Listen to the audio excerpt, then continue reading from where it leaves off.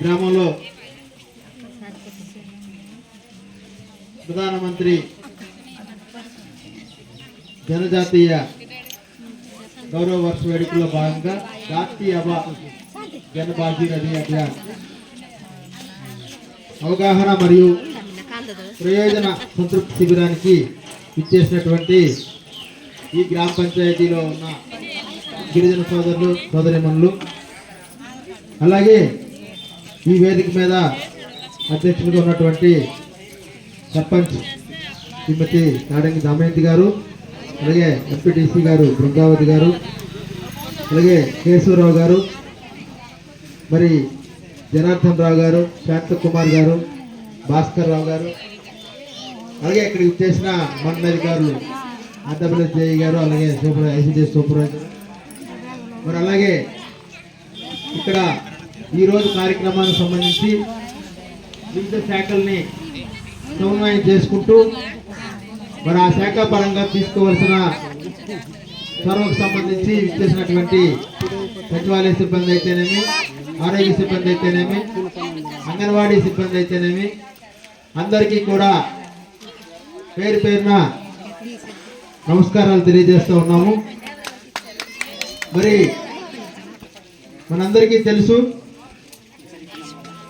ఏవైతే ఆదివాసీ గిరిజన తెగలు దాదాపు 700 వెనుకబడి మరి అక్కడికి వెళ్ళడానికి చేరుకునే అవకాశం కూడా లేని దుర్గమమైన అటవీ ప్రాంతంలో ఇంకా కొన్ని ఆవాసాలు తెగలు ఉండడం, మరి అలాగే అన్ని రాష్ట్రాల్లో కలిపి ఇలాంటి గిరిజన ఆవాస తెగలు 550 జిల్లాల్లో ఉన్నాయంటే ప్రతి రాష్ట్రంలో ప్రతి జిల్లాలో ఎక్కడో చోట కొత్త భాగమైన ఈ ఆదివాసీ ప్రాంతం అనేది ఉండటం జరిగింది. మరి అలాంటి దాదాపు 63,000 గ్రామాలని లక్ష్యంగా చేసుకుంటూ మరి ప్రధానమంత్రి జన భాగీరథి అభియాన్లో భాగంగా జన్మన్ కార్యక్రమం అనేది మనం 2023 ఆగస్టులో ప్రారంభించుకోవడం, మరి తదుపరి కొన్ని గ్రామాలకి మొదటిసారి పీటీజీ తెగలు అంటాము, అంటే కంప్లీట్గా ఒక ప్రత్యేకమైన ఆచార సాంప్రదాయ పద్ధతులతో మెలుగుతూ మరి మిగతా జనజీవన స్రవంతితో అంత వేరంగా మమేకం కాలేని, మరి వాళ్ళు చేరుకోలేని ప్రాంతం వల్ల, దూరంగా ఉండడం వల్ల మిగతా ప్రధానమైన జనజీవన స్రవంతితో కలిసి అభివృద్ధి చెందలేకపోయిన తెగల్ని మొదట పీటీజీ తెగలని అన్నారు. వాటికి సంబంధించి మరి సర్వే చేసి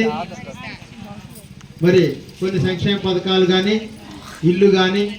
విద్యుత్ కానీ ఇవన్నీ చేయడం జరిగింది. మరి అంతేకాకుండా ఈ రెండవ దానికి కొనసాగింపుగా ఈ జాతీయ జన భాగీరథి అభియాన్లో భాగంగా మిగతా గ్రామాలని కూడా పీటీజే కాదు, మన ఈ ప్రాంతంలో ఉండే ఇంతకుముందు కవర్ కాని గ్రామాల్లో కూడా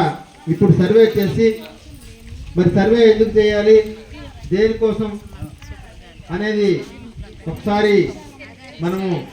ఆలోచించాలి. ఇప్పుడు మన దేశంలో కానీ అన్ని రాష్ట్రాల్లో కానీ మరి ప్రతి దానికి కూడా ముఖ్యంగా లబ్ధి అనేది ప్రభుత్వ తాలూకా సంక్షేమం కానీ, మరి పథకాల తాలూకా లబ్ధి కానీ ఇవన్నీ కూడా నేరుగా లబ్ధిదారుల ఖాతాలోకి వెళ్ళే ఉద్దేశంతో మరి ఒక ప్రత్యేకమైన వ్యవస్థని, అదే డిజిటల్ ఇండియాని, డిజిటలైజేషన్ని తీసుకొచ్చారు. అంటే ప్రతి ఒక్కరు కూడా వారి తాలూకా కన్సెంట్ కానీ వారి తాలూకా